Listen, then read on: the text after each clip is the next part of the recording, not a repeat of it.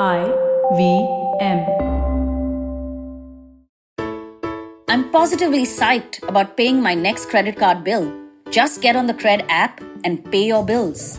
This IPL season, you could win some huge prizes from 27th April to 3rd May with the Cred Mega Jackpot Week. With crazy jackpots unveiled every day and crazy offers from partner brands on specific days, there are tons of amazing prizes to be won. I'm most excited about the free flights for 3 years jackpot. God knows, after the year we've all had, we could do with some nice vacations to some nice places. So just download Cred today.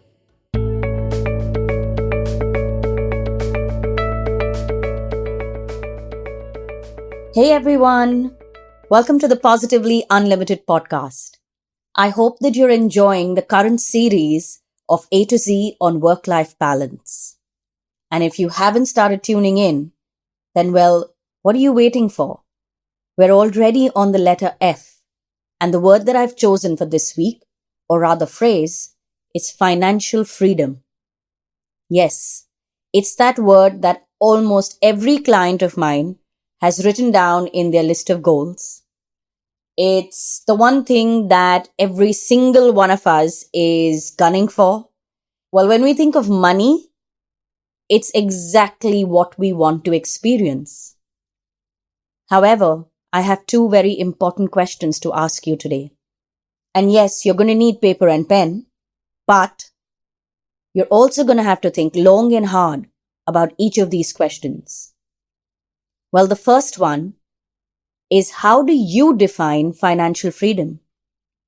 Now, the most common response that I have received to that question is, well, it's when I don't have to care what I'm spending on. Where if I want something, I can just spend and I don't have to think twice. Well, let me tell you this. This carefree way of treating money that you are craving for, you are chasing, it's the one thing that you really, really want. Even when you do have that much money, you are going to think about what you want to spend on. Financial freedom is not being able to not think twice before spending. In fact, financial freedom is knowing exactly how much you need to spend on what you desire comfortably. That is all. It does not mean that you will not have to work another day. Well, maybe for some of you it does. And if that is your definition, then that's how much you will need to work, or that's how much effort you'll have to put in, depending on where you are in your life, right? But financial freedom is actually about being in charge of your money, being able to manage it in the best way possible. So first, define financial freedom. What does it mean to you? Your own definition of it. And do one better for yourself. Write down numbers. What amount will make you feel financially free? If you can't put an amount to it, at least make a list of the things that if you are able to buy without thinking twice, you will say that you are financially free. So, is it that you want to be able to buy a yacht without thinking twice? Do you want to be that level of financially free? Or then is it that you want to be able to go on your next holiday without thinking twice about the destination or the budget or where you're going to stay and how much you'll need to spend? Do you define financial freedom as that? Or then for you, it is about buying a 4 BHK house without a loan. Is that financial freedom? Define it for yourself. The second question that I have to ask you, and for that, you're going to have to answer the first question, because without it, the second question will not make sense to you. Well, the second question is this. What is the price that you will need to pay to earn that financial freedom? Now you get why I'm asking you to define it and to put down tangible numbers or tangible ways in which you can account for it? Because you need to know what is the price that you will have to pay. You might realize that by taking a loan, you will be able to buy your 4 BHK earlier, and you'll also be able to pay it back with a lesser emotional price or a lesser price in terms of time. Now, I know I'm speaking hypothetically and I may be getting my math all wrong, but this is just an example. You need to understand what is the price that you will pay for that financial freedom that you are chasing, that is on your goal list, that you are working so hard for, and that you are gunning with all your heart and soul. Let's talk about price for a minute. It's not just about how many hours you will put in at work. It's about your mental health, how much stress you will have to take or then you are not willing to take. It is about your relationships. What is the price you will pay in terms of relationships? Will you be able to get married and have kids? Will you not be able to do that till your late 30s? Will you sacrifice on happy times with your friends and family? Will you sacrifice on building memories because you are chasing this? Or then you are not willing to pay any of this as a price, but you are willing to reduce your entire aspiration that defines financial freedom. That's what you will come down to. Because you need to understand what are you chasing and what is the price that you are paying, what is the price you are willing to pay. If the financial freedom that you are craving requires you to lose all your relationships, are you willing to do it? Will it be worth it? If the financial freedom that you are chasing comes at the cost of your mental peace and having to be in therapy and taking anti-anxiety pills, is it worth it? Do you still want it? When you listen to this episode, I want you to ask yourself these hard questions.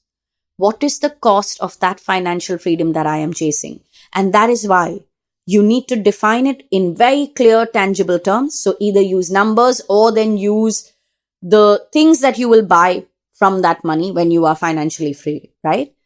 And then ask yourself, what is the price? How many years of your life will you have to dedicate to this one aspiration? And at the end of it all, will it be worth it? Or then you'll come to a realization that your definition of financial freedom is completely achievable, and you also don't need to lose your mind in earning it. You might realize that you've been slamming the panic button and burning the midnight oil for no reason. All you have to do is shift your deadline by 2 or 3 years, or then maybe by 5 years. And when you look at the bigger picture, you realize that it really doesn't matter whether you earn your financial freedom in 2025 or 2030. That 5 years here and there doesn't really pinch you that much. This episode is about looking at money from a different angle.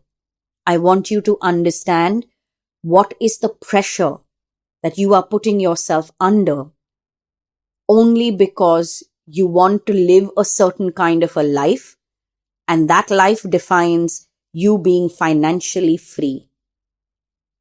So as you think hard about these 2 questions that I've asked you, I hope that you come to a certain balanced way of chasing your financial goals.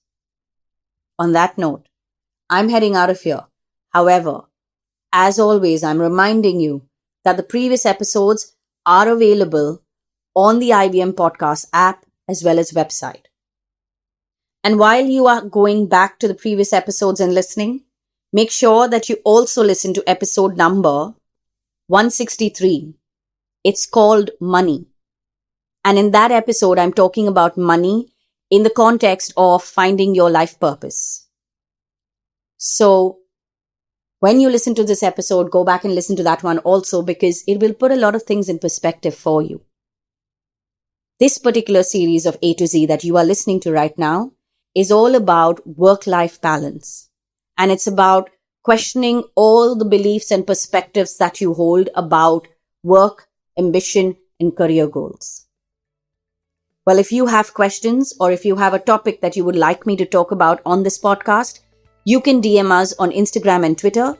Our handle is IBM Podcasts. And if you'd like to reach out to me, my handle is Positivity Angel on Instagram.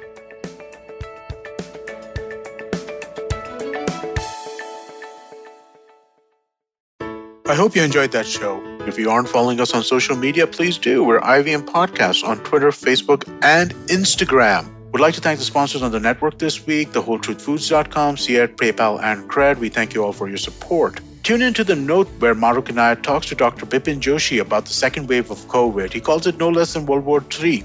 On The Habit Coach, Ashton was joined by Yoshita Dave, who's a sex educator and intimacy coach. On Paisa Vaisa, Anupam Gupta was joined by Amit Thakkar and Hiral Jain of Market Pulse Technologies, and they talked about trading in Indian markets. All Things Policy by the Takshashila Institute had on board Mihir Mahajan and Pranay Kotastane to talk about the recent changes in the Indian intellectual property front. You should definitely check out the Cyrus Says episode with Ace casting director Mukesh Chabra. They discussed some of his best work. We also had Ira Mukoti, who has authored various books on history and mythology from a female gaze. The IPL season's in full swing, and we have Edges and Sledges in English and Khel Niti in Hindi if you want to check out cricket content. Really great conversations on both of those shows. Do check those out. And with that, I hope to see you again next week.